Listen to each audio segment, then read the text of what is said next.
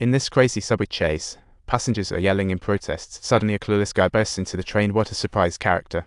Soon trapped at the carriage end, facing police guns, he raises his hands, CD spilling out. Oh, just a thief. What a false alarm. The train starts, then after 10 meters, wires short circuit and it loses control.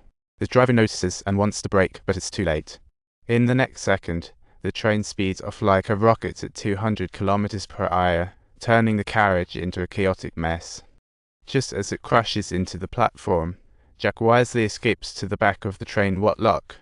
However, the accident makes Jack realize he's powerless to prevent the prophecy, and the train wheels echo into the night, matching his gloomy mood. Ultimately, all he hears are the train wheels echoing. Jack narrowly escapes to the back but can't help but ponder the meaning of this mishap. The accident makes Jack realize he can't stop the prophecy, yet he still thinks there might be a twist in the tale. That night's news stops covering the accident, knowing the death toll set at the grim 170 people. But hey, maybe it's not all bad. It could be a wake-up call. When Jack picks up his son, he finds Kelly and her daughter visiting late at night. Knowing they found out, Jack pushes the kids away as Kelly gets straight to the point. She offers to help Jack find clues at her mother's grave, but deep down, she's also seeking answers for herself, as her mom predicted the last moment for Kelly talk about complicated. She had been avoiding it because she didn't want to believe it, but now the prophecy is a reality, so action is a must. Jack totally understands. Soon, they arrive at Linda's former home with the kids asleep in the car. As they step toward the door, Kelly suddenly spots an issue with the date. The back has letters instead of numbers. Kelly quickly explains it's something her mom often wrote. Jack wonders if it's some kind of initials. They go into the house and start searching. Kelly discovers an odd painting. Jack's confused, but Kelly explains it's something her mom would stare at frequently. Jack thinks the painting might hold some special meaning and decides to take it for further investigation, but the search in Linda's room yields nothing. Just as Jack decides to leave, he feels something underfoot. Looking down, it's his son's black stone, and there are tons more under the bed. Jack bends down to investigate, and is shocked to find an inscription on the back of the bed. This last date hides a huge secret. Both of them are frozen in shock when suddenly, outside, Cole seems to hear something and spots the mysterious man in black appearing again. Hal quickly wakes Amy, and as the man in black approaches, he awkwardly tells them to follow him. But surprisingly, Amy wants to let him in to talk about Reckless. Carl's behavior sends Jack into a panic as he races outside, asking his son what's going on. Carl explains that the man in black, the one who gave him the stone, wants him and Amy to follow. Jack is stunned, and before he can react, there's a noise behind him. To keep things from escalating, Jack quickly grabs his gun and chases after the disappearing figure in black, only to find him standing out in the open like a game of cat. Jack points his gun and demands to know what the guy's after, but the man in black ignores him completely, turning slowly, opening his mouth, and blasting a bright light that illuminates. The sudden flash blinds Jack, and by the time he regains his senses, the man in black has vanished. To his shock, he learns Kelly's daughter has also received a stone from him. Since then, she's felt like someone is watching her. This situation is getting weirder, yet the world is ending in 2 days, and they have no idea how to stop it. With no time to dwell on all this, they just want to be together. Kelly focuses on spending time with her daughter, while Jack surprisingly cuddles up with his son for some death isn't scary, the real horror is waiting for it. While Jack watches Amy eat breakfast, he notices she's immersed in drawing something. Amy holds up the Jesus drawing Jack brought, simply saying, "Son."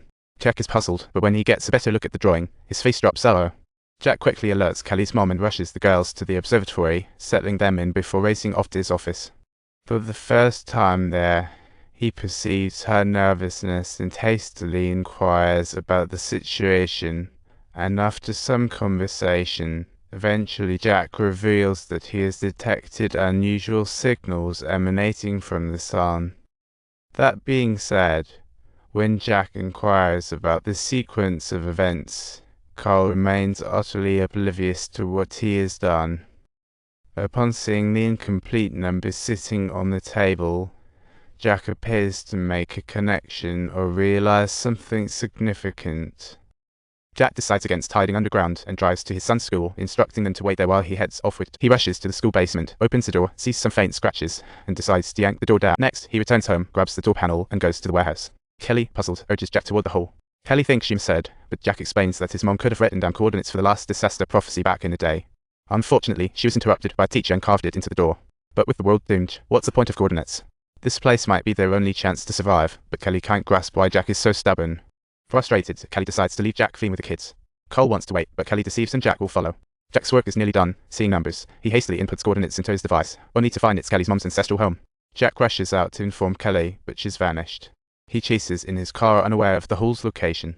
Driving in a panic toward the suburbs, Kelly is at a gas station, and as she goes to pay, the TV blasts a disaster alert. Sure enough, it's just as Jack said. The officials have no solution, so Kelly guards everyone underground. People begin to panic, and in the car, Carl notices Dad hasn't shown up, so he sneaks out to call him. Jack asks where he is.